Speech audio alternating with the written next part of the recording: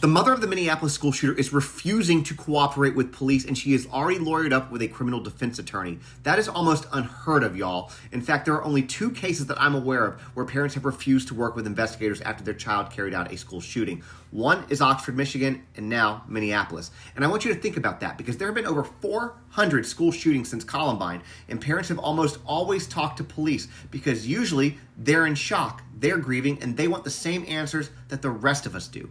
But here, in this situation, Mary Grace Westman, the mother of the shooter, a woman who worked at the very school her child targeted, has stayed silent.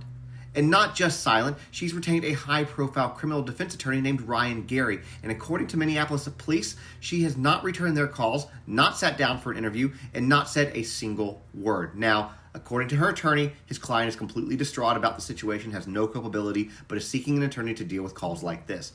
And while it's important to note that parents of shooters are victims too, their lives are destroyed as well, and no one wants to imagine raising a child who could be capable of committing such a horrific atrocity.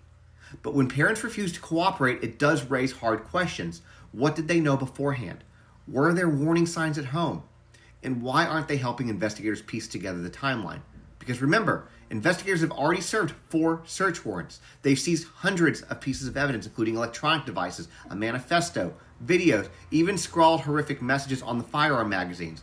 This case has layers of ideology, mental health, and gender identity struggles. All of it needs to be understood to determine what happened.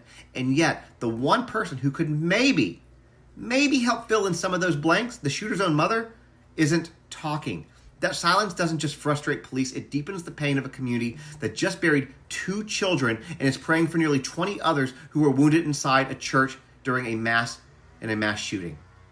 This is more than just another tragic headline, y'all. It is a reminder of how broken the system is, how families get destroyed on every side of these shootings, and how, even in the aftermath, there are still barriers to finding the truth.